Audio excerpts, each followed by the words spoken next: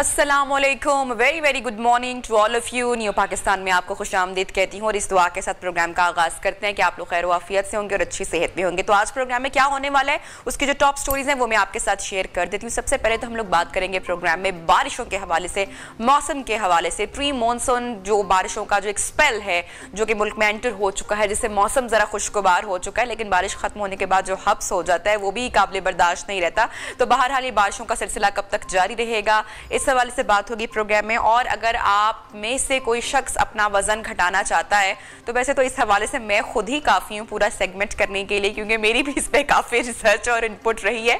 लेकिन बहरहाल हमारे साथ प्रोग्राम में एक्सपर्ट होंगे और एक्सपर्ट की राय हम आप तक बताएंगे कि जल्दी दिनों में, हफ्तों में या महीनों में वजन कितना मैक्सिमम घटाया जा सकता है। और ऑब्वियसली मैं अपनी भी टिप्स आपके साथ उसमें डेफिनेटली शेयर करने वाली हूँ। तो जो ओबेसिटी का शिकार अफराद प्रोग्राम इस वक्त देख रहे हैं वो अपनी तवज्जो जरूर रखें प्रोग्राम में। अच्छा जी, आगे चलकर प्रोग्राम में हम बात करेंगे कोरोना के हवाले से। आप सोच रहे होंगे ये कोरोना वायरस का तो अब एंड हो चुका है या अब तो कोरोना सर नहीं उठा रहा, लेकिन आज कुछ फैक्ट्स एंड फिगर्स आपके साथ मैं शेयर करूंगी इन प्रोग्राम, जिसके बाद आप खुद ही फैसला कर लें कि कोरोना का एंड हो चुका है या हमें मजीद एहतियात बरतने की जरूरत है।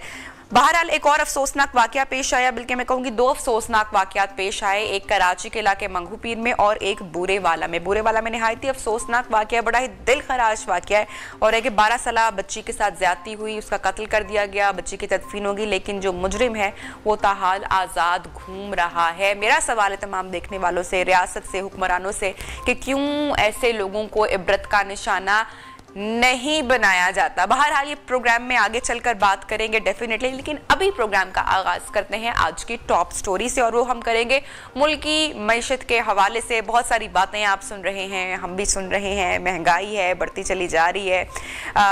वजीर खजाना मुफ्ता इस्माइल साहब का भी जो रीसेंट स्टेटमेंट सामने आया है उससे ऐसा लग रहा है कि लोगों को शायद थोड़ा सा कुछ होप मिले। अच्छी खबर है या बुरी, ये हम हमारे एक्सपर्ट से जानेंगे। वो ये कह रहे हैं कि जनाब IMF प्रोग्राम एक दिन में बहाल हो जाएगा, IMF को मुलाजमीन की तनख्वाहों में इजाफे और 12 लाख आमदन पर इनकम टैक्स छूट पर किसी किस्म का कोई एतराज नहीं है। तो अब इसके ऊपर जरा तबसरा और तज्जिया लेते हैं। हमारे सात मौजूद है माहिर मुआशरात डॉक्टर शाहिद हसन सिद्दीकी साहब। शाहिद साहब, थैंक यू सो मच, आपने टाइम निकाला प्रोग्राम न्यू पाकिस्तान के लिए। जो खबर सामने आ रही है, वजीर खजाना जो फरमा रहे हैं कि IMF का प्रोग्राम एक दिन में बहाल हो जाएगा, अब ये खुशखबरी है या तकलीफ दे बात है? मैं आपसे ही पूछती हूँ। ये बात ऐसा नज़र आ रहा है कि IMF का प्रोग्राम बहाल हो जाएगा, उसके बाद हमें किस्त मिल जाएगी IMF से कर्जे की, उसके बाद चीन और सऊदी अरब हमें कर्जे देंगे, उसके बाद हुकूमत जो है बाहर से कर्जे लेगी इंटरनेशनल मार्केट से। उसकी वजह से हम ये देखेंगे कि हमारे रिजर्व जो है स्टेट बैंक के वो बढ़ जाएंगे, रुपए की कदर में इस्तेहकाम आ जाएगा, जो गिर रही है वो थोड़ी सी बेहतर हो जाएगी रुपए की कदर। और जो ये लोग जो है ना बातें कर रहे हैं उनके मुंह में खाक के मुल्क दिवालिया हो जाएगा, बुरान, ऐसी ये बातें सब दम तोड़ देंगी। ये तो हो गई प्लस। लेकिन इसके बाद अगले माली साल में देखेंगे कि मईशत की शरह नमू सुस्त होगी, महंगाई बिलाशुबा बढ़ेगी आने वाले महीनों में और रोजगार के कम मौके मैसर आएंगे। तो आवाम को ये खुशखबरी है कि उनके मुल्क को अब कोई जो है ये नहीं कह सकता कि ये फिलहाल नहीं कह सकता कि ये बुरान में है या दिवालिया हो रहा है और हम जो है ना कर्जे लेने के काबिल हो जाएंगे। तो ये तो एक बुनियादी चीज़ है, मगर ये असल सवाल ये नहीं है। असल सवाल ये है कि ये कर्जा जो हमें मिल रहा है ये अमेरिका की सिफारिश पर मिल रहा है और अमेरिका फ्री लंच कभी नहीं किया करता। मैं तो सिर्फ आपको एक बात पूरे रिकॉर्ड पर है, दस्तावेजी है, लेकिन कोई भी इस पर बात नहीं करना चाहता, शर्माता है कि अब से 14 साल पहले फ्रेंड्स ऑफ पाकिस्तान का एक मुआहदा हुआ था जो अमेरिका ने ज़बरदस्ती, मैं लफ्ज़ इस्तेमाल कर रहा हूँ, ज़बरदस्ती पाकिस्तान को IMF से कर्जा दिलवाया था और ये शर्त रखी थी जो हमने मंजूर की थी कि अमेरिका जो दहशतगर्दी की जंग अफगानिस्तान में लड़ रहा है वही जंग पाकिस्तान हम लड़ेंगे अमेरिका की मदद से। तो डॉक्टर साहब, IMF की शराइत अलग हो गई, अमेरिका फेवर कर रहा है, ऑब्वियसली उसकी शराइत अब अलग होंगी। तो अगर मैं आपसे ये सवाल पूछूं कि जो IMF की डिमांड्स थी, जो अहदाफ था, वो पूरा नहीं हुआ, अमेरिका की सिफारिश पर जो है वो मामला दूसरी जानिब जा रहे हैं, या फिर हमने जो अहदाफ जो IMF की जानिब से इंडिकेट किया गया था वो गोल्स पूरे हो चुके हैं? वो हमने बड़ी हद तक पूरे कर दिए थे, लेकिन उसके बाद वो जबरदस्ती हमारे साथ जो है ना आप कह सकते हैं ना कि प्रेशर टैक्टिक डाला था, जो उन्होंने तबाही बर्बादी हमारे साथ करनी थी, अपने जो मामला तय किए थे, जो शराइत जिसको आप शराइत कह रहे हैं, उससे पाकिस्तान की मईशत को बर्बाद करने का पूरा इंतजाम हो चुका था। लेकिन उसके बावजूद वो हमें डिले कर रहे थे। डिले इसलिए कर रहे थे कि रुपए की कदर रोज़ाना गिर रही थी। आप कितना भी प्रोग्रामों में शोर करते रहे, मगर रोज़ाना रुपए की कदर गिर रही थी। जब इमरान खान की हुकूमत बरतरफ हुई थी तो 182 रुपये का डॉलर था, आज 210 रुपये का है। 28 रुपये 2 महीने 10 दिन में गिर गए, तो 28 रुपये से आपको अंदाज़ा लगाइए कि 75 अरब डॉलर की इंपोर्ट से मुल्क का क्या हाल होगा। रिजर्व हमारे गिर रहे थे। तो ये जो सूरत हाल थी, उससे पूरा फ़ायदा उठाया जो है IMF ने, अमेरिका के इशारे पर। और IMF को भी पता था, हमें भी पता था कि हमें हर हालत में कर्जा वो देंगे और हम हर हालत में कर्जा लेंगे। ये तो सवाल ही नहीं पैदा होता कि ना दें, हमें बच के जाने नहीं देंगे, IMF के चुंगल से निकलने नहीं देंगे। तो ये तो बिल्कुल वाज़ेह थी बात। लेकिन सवाल ये है कि हमने क्यों 2 महीने ताख़ीर की। ये मई में पैसा अगर हम चाहते, एक आप उनके साथ टेबल पर बैठते, कहती जो आपकी शराइतें बता दीजिए, जो माननी थी मान के नसद करके पैसे ले लेते। तो ये जो आपका रुपया गिरा, जिससे आपके कर्जे बढ़े और महंगाई बढ़ी, ये नहीं होता। तो ये वो साजिश डॉक्टर साहब, मैं यहाँ पे आपसे ये बात पूछना चाह रही हूँ कि हम हमेशा महंगाई की बात करते चले आ रही हैं कि मईशत तबाही के दहाने पर पहुंच रही है, मुल्क का दिवालिया हो गया। बारहा आपने हमारे शो में बताया, बारहा आपने बताया कि खुदारा इस तरह की बातें ना करे, मुल्क दिवालिया नहीं हो रहा। Very well said. लेकिन हम पूरी दुनिया में जो एक महंगाई की लहर आई है, जो पेट्रोलियम प्राइसेस हाई हुई हैं, या जो इतने तरक्की याफ्ता मुल्क भी हैं, जो डेवलप कंट्रीज भी हैं, वहां पर भी महंगाई हुई है, हम इस बारे में क्यों बात नहीं करते, या हमारे मुल्क में इस हवाले से क्यों नहीं आम शख्स को बताया जाता? वो इसलिए नहीं बताया जाता कि ये बात सही नहीं है। भारत में महंगाई हमसे तकरीबन आधी है। तो अगर आपके बकौल सारी दुनिया में एक महंगाई का सैलाब आया हुआ था, तो सैलाब रुकता तो नहीं है। फिर जब भारत की सरहद आती है तो वो क्यों रुक जाता है? जब बांग्लादेश की सरहद आती जब तो वो सैलाब क्यों रुक जाता है? मैं बिल्कुल कह रहा हूँ कि जो तबाही, आप मुझे एक दुनिया का मुल्क बता दीजिए जहाँ के रुपये की कदर, जो मई में जब इमरान खान साहब ने वो हरकत शुरू की थी, पाकिस्तान को तबाही का रास्ता खोला था, उस वक्त मैं आपको बता रहा हूँ मई में 152 रुपए का डॉलर था। लेकिन डॉक्टर साहब, बांग्लादेश या भारत की बात कीजिए तो वो IMF के प्लान में भी मौजूद नहीं है। पाकिस्तान तो इस दलदल में कई सालों से फंसा हुआ है। मोहतरमा, मैं आपकी खिदमत में अर्ज कर रहा हूँ कि IMF का प्रोग्राम तो सस्पेंड किया हुआ था इमरान खान ने। अब 2019-2020 से IMF का प्रोग्राम सस्पेंडेड था। तो ये जो हरकत हो रही थी, ये हो इसीलिए रही थी कि ताकतवर तबकों को पैसे दें, वो गैर जरूरी इंपोर्ट करें, IMF दबाव ना डाल सके, चूंकि IMF का प्रोग्राम सस्पेंडेड था। फरवरी 2020 से अभी जब इमरान खान साहब को किस्त मिली है फरवरी में 2022 में, ये तो सस्पेंडेड था 2 साल तक, 22 महीने तक सस्पेंडेड था। तो ये जो हम हरकतें कर रहे थे, ये अशराफिया की सपोर्ट में कर रही थी, पिछली हुकूमत ने भी की, कुछ इन्होंने भी की। तो वो IMF के ऊपर ब्लेम मत डालें। उनका प्रोग्राम जो था वो मुअत्तल था। वो तो ये कह रहे थे कि इतनी शर्त पर हम एक्सेप्ट नहीं करते, इसीलिए उनको मुलतवी किया, मुअत्तल किया गया था। तो मैं जो बात कर रहा हूँ कि हम भी बाहर ही थे। तो ये जो महंगाई आई है, ये हुकूमत ने कई सौ अरब, PTI ने कई सौ अरब रुपए का फायदा पहुंचाया। ताकतवर लोगों को 800 अरब रुपए डिपॉजिटर से कम दिया कानून तोड़कर, और इस तरह से मईशत को उठाने की कोशिश की। और IMF का प्रोग्राम सस्पेंड रखा, जिससे महंगाई बढ़ी, रुपए की कदर गिरी, कर्जों का हजम बढ़ा और बेरोजगारी बढ़ी, और सबसे बड़े मायूसी और बददिली बढ़ी। और हमारे गिर्द एक घेरा तंग हो गया कि हमने 2008 में भी उनके जबरदस्ती उनसे कर्जा लिया था। आज जानबूझ के मईशत को तबाह बर्बाद करके। डॉक्टर साहब, अगर ये IMF का प्रोग्राम मीनवाइल सस्पेंड ना किया जाता तो जो ये आज हालात है ये नहीं होते। देखिए, एक बात तो ये हालात यकीनन नहीं होते, लेकिन अगर वो कर भी दिया था, मैं बिल्कुल जिम्मेदारी से कहता हूँ, मैं मेरी जिम्मेदारी, अगर 28 फरवरी 2022 को इमरान खान साहब वो जो उन्होंने मुआहदा तोड़ा था, अगर वो नहीं तोड़ते तो अंधे को भी नजर आ रहा है कि 900 मिलियन डॉलर की आपको किस्त मिल जाती। जब वो किस्त मिल जाती तो चाइना भी आपको पैसे दे देता, सऊदी अरब भी पैसे दे देता। तो ये रुपए की कदर जो गिरी, ये जो बहरान आया, सिर्फ अगर वो उन्होंने आपने वो जो भी हरकतें की थी मार्च से जून 2020 तक, जिससे तबाही आई, अगर उसके बावजूद अगर 28 फरवरी 2022 को IMF से मुआहदा नहीं तोड़ा जाता, उनकी शराइत को जो है इनकार नहीं किया जाता जो आपने तहरीरी तौर पे की थी, तो बहरान नहीं आता। ज़्यादा से ज़्यादा आपका रुपये 175 पर होता, 2010 पे नहीं होता। ये तो आपको इल्ज़ाम जो है इनको जवाब देना पड़ेगा। लेकिन मिफ्ता इस्माइल साहब जो हैं वो 2 महीने से कर क्या रहे हैं? अभी इसाक डार साहब ने कहा कि उनके ऊपर उनके पास उनकी सलाहियत पर मुझे शुबा है। इसाक डार कह रहे हैं, वो ये कह रहे हैं 170 रुपये डॉलर होना चाहिए था। मैं तो ये कह रहा हूँ कि मई में आप उनके साथ बैठ जाते, आपको पता था कि आपको कर्जा लेना है, तो जो शराइतें आज आपने मानी वो उसमें मान लेते। तो ये जो तबाही बर्बादी आई, मेरे ख्याल से अगर ये उस वक्त कर लेते तो आज हमारा रुपये 180 पे करीब पर सेटल हो चुका होता, बुरान भी नहीं आता। इन्होंने क्यों ताखीर की, इसकी क्या वजूहत थी? और इमरान खान ने जो तबाही बर्बादी की वो क्यों की? लेकिन ये बात अब बार बार कहें, मैंने आपके प्रोग्राम में कहा था कि ये जो इमरान खान साहब ऑटोनॉमी दे रहे हैं IMF के कहने से स्टेट बैंक को, इसकी तबाही बर्बादी आएगी। हुआ ये कि स्टेट बैंक ने इनकी मदद करने से इनकार कर दिया हुकूमत पाकिस्तान की, वरना स्टेट बैंक अगर चाहता तो रुपए की कदर को कंट्रोल कर सकता था, वो डॉलर्स ला सकता था बाहर से, जैसे रजा बाकर लेके आए थे 13% पर, वो एक्सचेंज कंपनीज को बुला के कर सकता था। स्टेट बैंक ने जानबूझ के नहीं किया, हुकूमत ने भी नहीं किया। तो वो उस वक्त जब ऑटोनॉमी को दे रहे थे तो मैं जो हंगामाराई कर रहा था कि ना दे, और अब इस हुकूमत की गलती ये है कि रजा बाकर तो तबाह करके चला गया, मैंने कहा था उनसे इस्तीफा लें, इन्होंने नहीं लिया। लेकिन उसके बाद उन्हीं का जो डिप्टी गवर्नर था, जिसको वो IMF से लेके आया था, जो बहुत ही जूनियर आदमी था, अब वो एक्टिंग गवर्नर है, उसने भी इनकी मदद करने से मना कर दिया। उसकी जिम्मेदारी थी कि वो एक्सचेंज कंपनीज को बुलाते और रिजर्व बढ़ाते, फॉरेन बैंक से बात करते।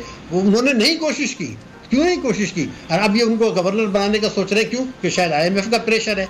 तो सारी चीज़ें अगर उसने ही करनी है तो फिर हम क्या करेंगे? ये तो बहुत बड़ा सवाल है मेरे लिए। मतलब ये पाकिस्तानी कौम उनको नींद कैसे आती है कि भाई ये सब हो क्या रहा है? भाई वो IMF से रजा बाकर अपने असिस्टेंट को लेके आया था, रजा बाकर ने मुल्क को नुकसान पहुंचाया। अब इन्होंने कहा कि जी हमारे ऊपर तो पाबंदी है, हम तो हुकूमत की से मशवरा लेने के पाबंद नहीं है, क्योंकि इमरान खान साहब वो अमेंडमेंट करके चले गए थे। तो ये वो तबाही बर्बादी की दास्तान है, और ये क्यों इतना डिले कर रहे हैं? ठीक है, अच्छा डॉक्टर साहब, ये मिफ्ता इस्माइल साहब की जो स्टेटमेंट है, मैं जरा वो भी आपके साथ शेयर करके इस पर कमेंट लेना चाहूंगी। वो कहते हैं कि नए टैक्स लगाने पर वज़ीर-ए-आज़म साहब नाराज हो जाते हैं।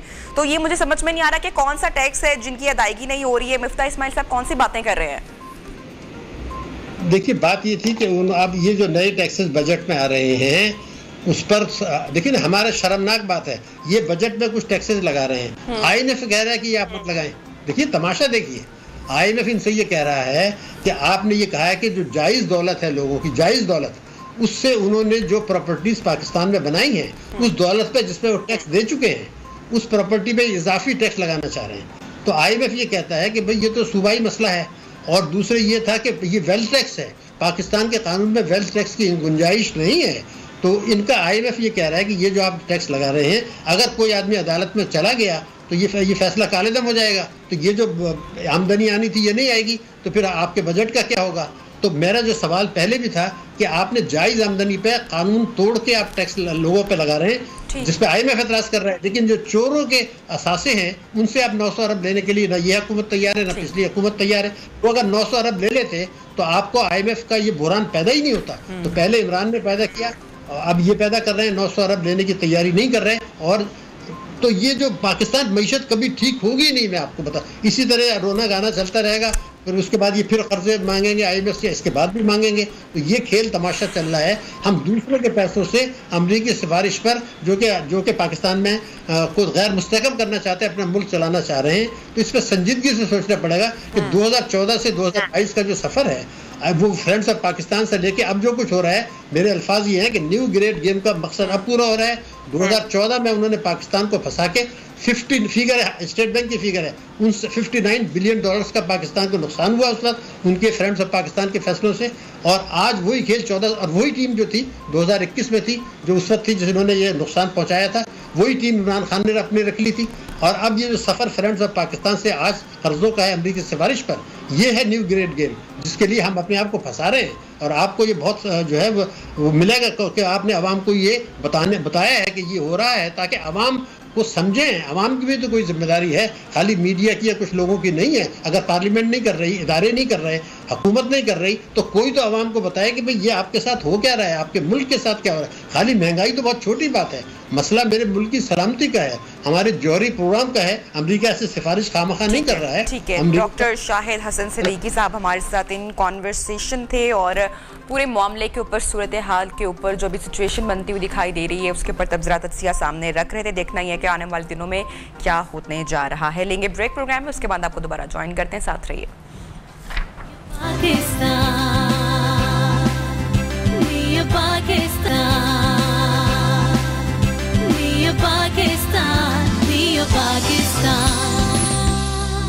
बैक। गोली गोली से लगी? किसने चलाई गोली? किसने चलाई? किसने? मम्मी ने चलाई थी? मम्मी नहीं कह रहा, नहीं कह रही। अच्छा, तो आपकी अभी तबीयत सही है? तकलीफ हो रही है आपको अभी? कहाँ दर्द हो रहा है? पाँव में। Welcome back. और बच्ची की वीडियो आपने एक मरतबा फिर से देखी। खातून की लाश मिली है। खातून कौन है, किसने कत्ल किया, किस गर्ज से कत्ल किया और मुल्जिमान कौन है, पुलिस ये जानने की कोशिश करी है। रजब अली हमारे न्यूज रिपोर्टर, उनसे जानते हैं। रजब, खातून की शनाख्त हो पाई? कौन है इसकी फैमिली? बच्ची की स्टेटमेंट से किसी किस्म की कोई हेल्प मिल रही है? पूरा वाकया क्या है? अजी, ये सिंध बलूचिस्तान का सरहदी इलाका है। मंगोपीर वंगी गोट जो कि वीरान इलाका है, झाड़ियाँ हैं इस इलाके में। दूर दूर तक जो है वो आबादी जो है वो कम है काफ़ी इस इलाके में, जहाँ से ये बच्ची की खातून की लाश मिली थी। ये परसों रात को किसी पहर जो है खातून का कत्ल हुआ है और उसके बाद जो है वो उसके साथ बच्ची भी जो है माँ की लाश के साथ जो है वो लिपटी रही है। सुबह चरवाहों ने जब लाश देखी, बल्कि बच्ची को रोने की आवाज़ के ऊपर जब बच्ची वहाँ पर बच्ची के पास पहुँचे तो देखा लाश थी। इस तरह से अहले मोहल्ला को बताया गया और फिर पुलिस को इत्तला मिली। इस वक्त जो है हमारे साथ, हम इस वक्त छिपा फाउंडेशन में मौजूद है, वो बच्ची हमारे साथ मौजूद है। मुझसे भी टूटे फूटे अल्फाज में बच्ची बात तो कर रही है, काफ़ी हद तक बच्ची बता भी पा रही है, लेकिन पुलिस का ये कहना है कि इस वक्त जो कमसिनी बहुत ज़्यादा कमसिन है बच्ची, लिहाजा इसके बयान को फौरी तौर पर कोई हतमी तौर पर जो है नहीं समझा जा सकता है। अभी हम बच्ची से बात करने की कोशिश करेंगे। बेटा, आपका नाम क्या है? पत्तो नाम है। आपकी मम्मा का क्या नाम है? मम्मा को किसने मारा? मम्मी। क्या मारा? डोली। कहाँ मारी? या। ओ, आपको चोट भी लगी? कहाँ चोट लगी? ये देखें बच्ची के जो पैर पे जख्म है। एक बात तो ये बताई जा रही कि बच्ची जो खातून की लाश थी उसके नीचे जो है वो बच्ची का पैर दबा हुआ था, लेकिन ये इसमें जो जख्म है वो जला हुआ है। डॉक्टरों ने बताया कि जला हुआ जख्म है। शुबा जाहिर किया जा रहा है कि मोटरसाइकिल के साइलेंसर वगैरह से जो है ये बच्ची को। ये सवाल है, कल रात से ये खबर मीडिया पर चल रही है, बच्ची की तस्वीर सामने आ रही है, बच्ची बात कर रही है, किसी ने कोई राब्ता करने की कोशिश नहीं की? कौन है फैमिली में? कोई अभी तक सामने नहीं आया? देखें, जो बच्ची जिस तरह से बयान दे रही है वो अपने वालिद का भी बता रही है कि मेरे बाबा हैं, मम्मा को याद कर रही है, अपने घर का बता रही है कि उसका एक भाई भी है, उसकी एक बहन भी है, लेकिन वो ये भी निशानदेही कर रही है कि निम्मो नाम की कोई खातून है। बच्ची जिस तरह बता रही है कि निम्मो नाम की खातून है जो अपने साथ लेकर आई थी कि मैं जो है वो पैसे दिलाने लेके जा रही हूँ। बच्ची को हम आपको दिखाते हैं। बच्ची, अच्छा, ये बच्ची ने रात जिनके साथ गुजारी, बच्ची उनके साथ बड़ी मानूस है। ये छिपा वेलफेयर की जो है जानिब से 2 खवातीन को मख्तस किया गया है बच्ची की देखभाल के लिए, तो हम इनसे भी बात करते हैं। अस्सलाम वालेकुम बाजी, ये बताइएगा कि बच्ची ने राज और नियाज किया, कोई बात बताई बच्ची ने आपसे? रात में क्या गुफ्तगू की? उन्होंने कहा कि मैं माँ के साथ आई हूँ, माँ नीचे हैं, नीचे उसमें। किसने मारा बच्ची को? इस हवाले से कोई बताया? अपने घर के हवाले से बताया, भाई बहनों के हवाले से? नहीं, सिर्फ अपनी माँ की बात बता रही थी कि ऐसे यहाँ पर गोली मार दी है, निम्मो नाम की औरत है कोई। अच्छा बेटा ये बताएगा कि चोट कैसे लगी आपको? दो। क्या लगी माँ आपको? कहाँ चोट लगी? यहाँ मम्मा को चोट लगी? आपके घर में कौन है? आपका भैया है? भैया का नाम क्या है? मोहम्मद वसीम। आपके बाबा का नाम क्या है? बिलाल। पापा हैं आपके? नहीं। पापा कहाँ है? उधर घर पे है पापा? आपकी आपी भी है, बहन भी है आपकी? दादी अम्मा है घर में? नहीं। आपके घर में कौन कौन है? जरा पे मैं और एक माँ, एक बिलाल है। नानी माँ भी साथ है? हाँ। अब अच्छा, मम्मा के साथ कैसे आई आप? किसके साथ? गाड़ी के बैठे। गाड़ी में बैठ के आई? कि कौन लेकर आया था? मैं। मम्मा के साथ कौन था? मैं। मम्मा का मोबाइल कहाँ गया? और दीदियाँ। मम्मा के साथ और कौन था? दो ही नहीं, मैं। मम्मा को किसने मारा? डोली। किसने मारा? मम्मी। अच्छा, बहुत हमारे साथ जो है बच्ची दरखास्त होगी। आई डोंट नो कोई इससे एग्री करे डिसएग्री करे, मैं तो पर्सनली तौर पर नहीं चाहूँगी कि बच्ची से बार बार बात की जाए। मेरी तो रिक्वेस्ट होगी कि मीडिया भी अगर बच्ची को बार बार वो आई डोंट नो कितना दिलखराश इंसिडेंट होगा जो बच्ची ने भी अपनी आंखों से मंजर देखा होगा, तो सारी ज़िंदगी के लिए वो जहन नशीन ना रह जाए। मैं तो हरगिज़ नहीं चाहूँगी कि ये बच्ची के साथ बार बार पूछताछ की जाए। ऑब्वियसली वो क्या बता सकती है सिवाय अपने घर वालों के, बहन भाई या बाप माँ के नाम के अलावा। लेकिन वाकया कैसे पेश आया, आई थिंक हमें उससे बार बार नहीं पूछना चाहिए कि मामा को चोट लगी या गोली कैसे लगी। उसके अलावा अगर कुछ बच्ची बता सकती है जो कि बहुत कम उम्र है, कम से है, तो वो ऑब्वियसली कोई इन्फॉर्मेशन घर के एड्रेस के बारे में या नंबर के बारे में ऑब्वियसली नहीं दे सकती है। जो भी देख रहे हैं इस बच्ची को, अगर कोई इसकी फैमिली है तो वह रब्ता कर सकती है। सोशल मीडिया पर भी खबर बहुत वायरल है, न्यूज़ मीडिया पर भी कल से चल रही है, और मुझे हैरानी इस बात की है कि अभी तक कोई इस बच्ची को लेने नहीं आया और पता ही नहीं चल पा रहा खातून की शनाख्त के हवाले से। बहुत ही अजीब सी एक सिचुएशन लग रही है। ये वो इलाका है जहाँ पर ज़रा दिखाएंगे फुटेज, हाँ जी, ये वो जगह थी जहाँ पर इस बच्ची की माँ की लाश मिली और बच्ची माँ की लाश के नीचे दबी हुई पाई गई। जब सुबह का टाइम हुआ तो जो यहाँ पर लोग गुजर रहे थे, चरवाहे थे गालिबन, उन्होंने बच्ची की रोने की आवाज़ सुनी और फिर मदद को आप पहुँचे। बहरहाल आगे बढ़ेंगे प्रोग्राम में, और एक और ख़बर मैं आपके साथ शेयर करने वाली हूँ। बूरेवाला से ये खबर सामने आ रही है जहाँ पर अगवा, मुबैना तौर पर ज्यादती और उसके बाद बेदर्दी से कत्ल किया गया महज 12 साल की मासूम बच्ची को, जिसका नाम शहजादी है। कातिल 2 दिन गुजर गए हैं, ताहाल आजाद घूम रहा है, गिरफ्तार नहीं हो पाया है। 5वीं क्लास की ये तालिबे इल्म है, नन्ही परी लग रही है। आप तस्वीर देखें, माँ बाप बेचारे तलाश गुमशुदा का ऐड लगाते फिर रहे थे, तलाश में उसके थे। बच्ची का पोस्टमार्टम हुआ है, जिसके बाद आहू और सिस्कियों में इस बच्चे को सुपुर्द खाक कर दिया गया है। माँ भी गम से निढाल है, शहर भर में सोग की फिजा है। वज़ीर आज़म और chief justice Lahore high court से फौरी नोटिस लेने का मुतालबा भी किया जा रहा है। इससे ज़्यादा मेरे ख्याल से कि कोई अफसोसनाक बात नहीं हो सकती है जहाँ पर जो इंसान है वही हैवान बन जाए, और ये हैवानियत का सबूत ही दिया गया है कि एक बच्ची जो कि जिसकी उम्र आप देखें 12 साल है, और 12 साल की बच्ची ने क्या दुनिया देखी होती है। तो जिन भी लोगों ने, कोई ग्रुप था या कोई शख्स था, शख्स तो मैं नहीं कहूंगी, इंसान तो मैं नहीं कहूंगी, हैवान ही कहूंगी, दरिंदा सिफ्त ही कहूंगी कि ऐसे दरिंदा सिफ्त लोग ही होते हैं जो इस तरह की घिनौनी हरकत कर सकते हैं। जुल्म यहाँ पर यह है कि जो मुल्जिम है, जो मुजरिम है, वो खुलेआम फिर रहे हैं, उनकी गिरफ्तारी अभी तक नहीं हो पाई है। और अगर गिरफ्तारी हो जाती है तो ऐसे लोगों को इबरत का निशाना कब बनाएंगे हम? कितनी मासूम लड़कियां, कितनी बेटियां इस तरह से जो है अपनी इस तरह से वाकयात पेश आते रहेंगे, इस तरह के अफसोसनाक दिल दहला देने वाले वाकयात पेश आते रहेंगे। कब तक हम खामोश बैठे रहेंगे? बात करेंगे हमारे न्यूज़ रिपोर्टर शब्बीर खान, शेर खान और मुनव्वर हुसैन हमारे साथ भी होंगे बिहाड़ी से। अभी शेर खान की जानिब चलती हूँ, बुएवाला से हमें अपडेट करेंगे। शेर खान बताइएगा, इस अफसोसनाक वाक़े से मुतल्लिक माँ बाप का तो कोई हाल नहीं होगा, हाल बेहाल होंगे, क्या मुतालबा कर रहे हैं, कब इंसाफ मिलेगा इनको? जी, ये बहुत अफसोसनाक वाक़या है। जिला बहरी की तहसील बुरेवाला थाना मादाकोट की हदूद में इकबाल नगर की ये एक मजदूर फैमिली है।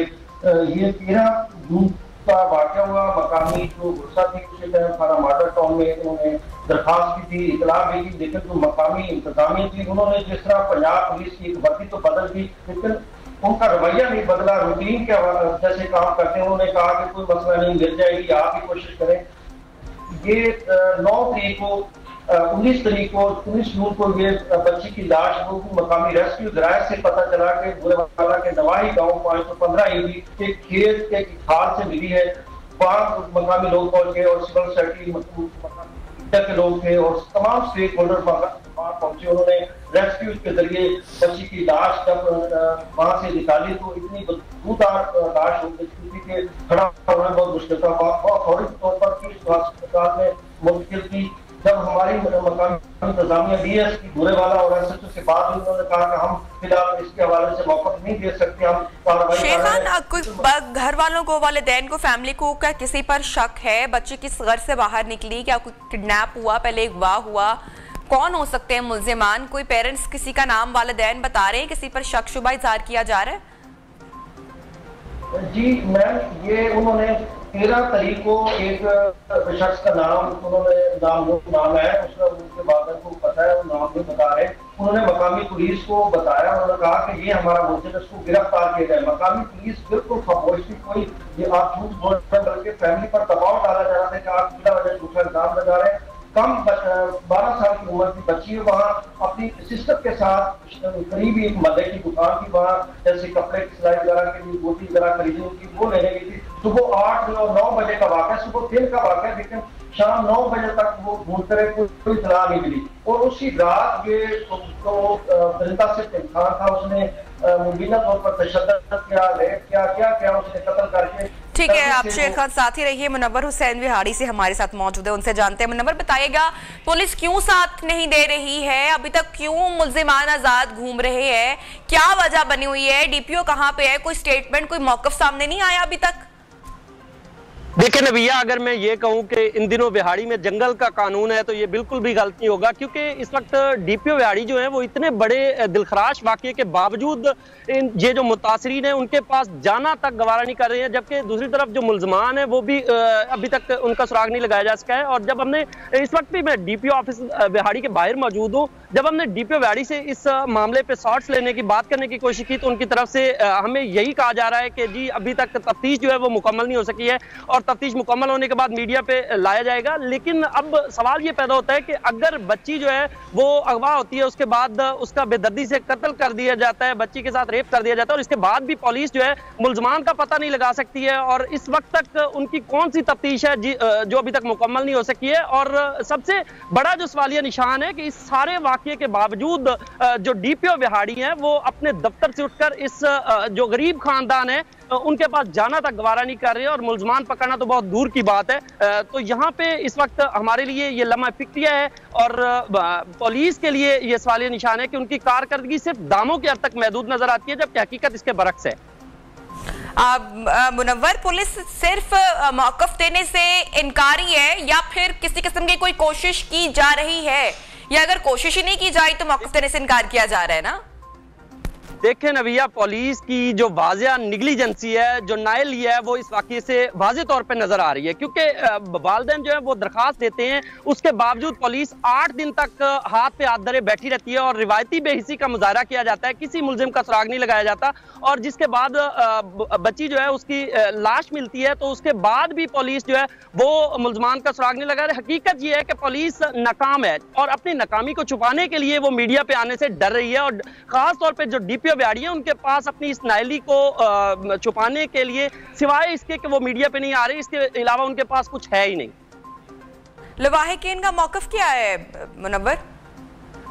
लवाहिकीन से जब हमने बात की है तो चूंकि ये गरीब खानदान है, इस बच्ची की जो बच्ची है मुतासरा जो खानदान है उसका वालिद लाहौर में मजदूरी करता है, तो उनका यही कहना है कि वो इससे पहले जब बच्ची अगवा होती है उसके उस वक्त से लेके अब तक थाने और डीएसपी और डीपीओ ऑफिस तक के चक्कर लगाते रहे हैं, लेकिन कोई उनकी फरियाद सुनने को तैयार नहीं था। मैं आपको बताऊं कि यहाँ इस वक्त सूरत हाल ये है कि अगर किसी अमीर आदमी की एक मामूली सी चोरी होती है, मैं आपको मिसाल दे रहा हूँ, बूरेवाला में रिसेंटली ये वाकया हो चुका है, तो एक अमीर आदमी की चोरी होती है तो उस पर एसएचओ और तफ्तीशी अफसर को मुअत्तल कर दिया जाता है। लेकिन अब ये गरीब आदमी है जिसकी बच्ची को बेदर्दी के साथ रेप करने के बाद कत्ल कर दिया जाता है। लेकिन अफसोस कि हमारी जो बिहाड़ी पुलिस है वो इसमें ताहाल अपनी नाअहली जो है उस पर कोई भी इसको छुपाने के लिए और मुल्जमान को पकड़ने के लिए उनकी तरफ से किसी भी किस्म के इक़दाम नहीं किए जा रहे हैं, जबकि पुलिस अपनी नाअहली छुपाने के लिए सिर्फ इतना कर रही है कि वो मीडिया को इस हवाले से जो है कुछ भी बताने से गुरेज है।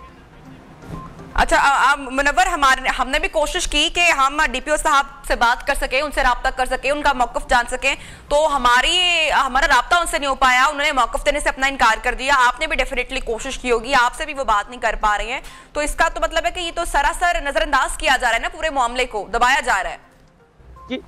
जी नबिया, मैं आपको बताऊं कि मैं इस वक्त भी, ये डीपी ऑफिस है मेरे पीछे, ये मेन गेट है डीपी ऑफिस का, जहां पे इस वक्त मैं मौजूद हूं। चूंकि हम इससे पहले अंदर गए हैं, जहां पे डीपीओ साहब से बात करने की कोशिश की है, तो उनकी तरफ से वाजे ये पैगाम दिया गया है कि जी अभी तक हम इसको कोई भी मीडिया पे आना बात जो है वो बताना नहीं चाहते, मौक़िफ़ देना नहीं चाहते।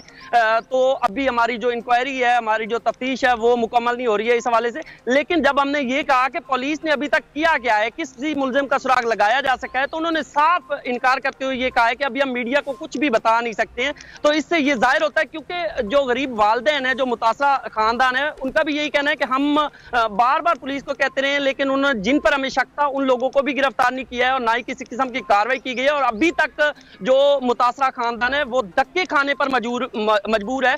डीएसपी के दफ्तर बुलाया जाता है और बिठाने के बाद वापस भेज दिया जाता है। एसएचओ जो है वो उनकी बात सुनने के बाद सिर्फ बाहर आकर झूठे दावे करते हैं कि हमने फलां को पकड़ लिया, लेकिन हकीकत यह है कि अभी तक किसी भी जो मुलजिम है उसको गिरफ्तार नहीं किया जा सका। मुनव्वर साथ रहिएगा। इस वक्त हम आपको बताएं और अपने नाज़रीन को भी अपडेट करें इसी हवाले से कि जब ये वाकया पेश आया तो पंजाब में ज्यादती के वाकयात ऑब्वियसली बढ़ते चले जा रहे हैं। इस पर अभी कल पंजाब के सूबाई वजीर अता ताडर और मलिक अहमद खान साहब ने प्रेस कॉन्फ्रेंस की और उसमें उन्होंने कहा कि इन बढ़ते हुए वाकयात को पेश नजर रखते हुए इमरजेंसी नाफिज करने जा रहे हैं। उनकी एग्जैक्ट क्या स्टेटमेंट थी, आइए आपको दिखाते हैं।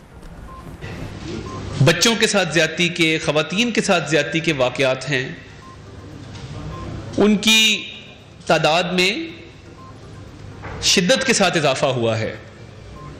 ऑन एवरेज पंजाब के अंदर रोजाना की बुनियादों पे 4 से 5 केस रेप के, सोडमी के, जिसमें खवातीन के साथ ज्यादती, बच्चों के साथ ज्यादती, ये रिपोर्ट हो रहे हैं। ये वो केसेस हैं जो रिपोर्टेड केसेस हैं।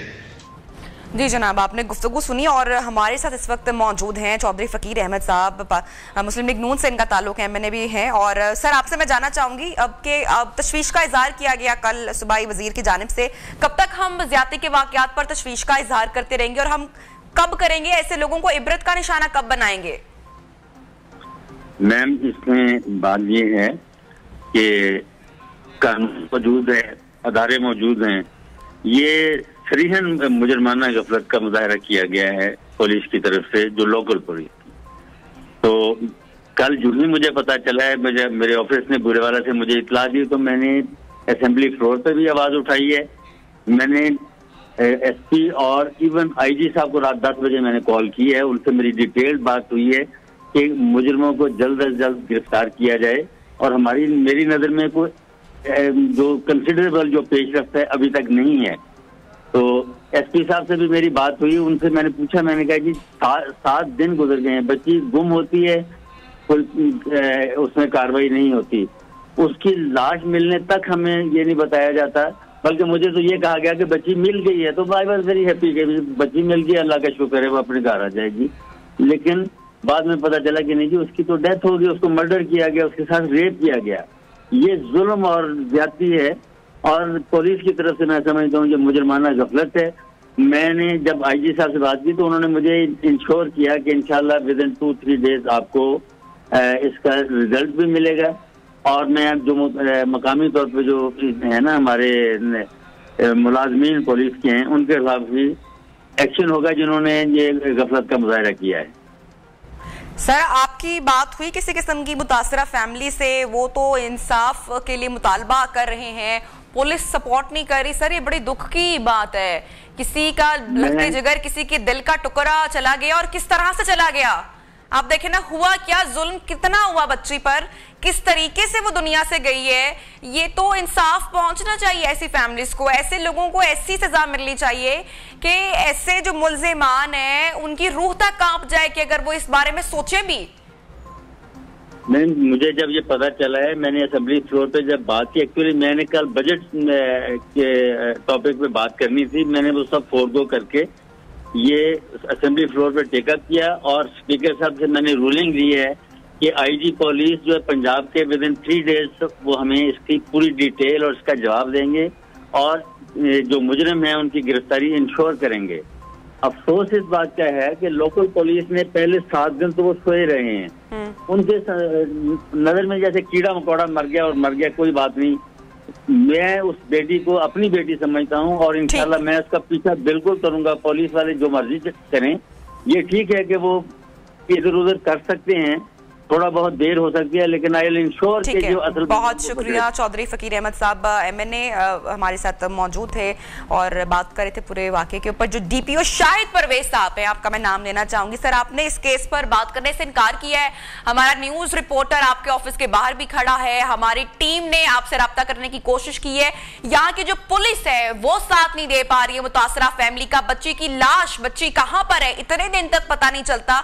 और उसके बाद जब इतने जुल्म के पहाड़ फैमिली पर टूटे हैं तो पुलिस सामने आने से, मदद करने से इनकारी हो रही है। मुल्जिमान को पकड़ने के लिए क्या किया जा रहा है ये भी जानने से हम कासर हैं। तो मेरे ख्याल से आपको थोड़ा सा सपोर्ट करना चाहिए, थोड़ा सा आपको मामले को खुद देखना चाहिए और सामने आना चाहिए। एटलीस्ट आप मुतासरा फैमिली से तो बात करें, अगर आपने मीडिया से बात नहीं भी करनी, और मामले में मुल्जिमान तक पहुंचने के लिए अगर थोड़ी सी भी आप एफर्ट कर देंगे तो मेरे ख्याल से बहुत बेहतर होगा। ब्रेक लेंगे प्रोग्राम में यहाँ पर, उसके बाद आपको दोबारा ज्वाइन करते हैं।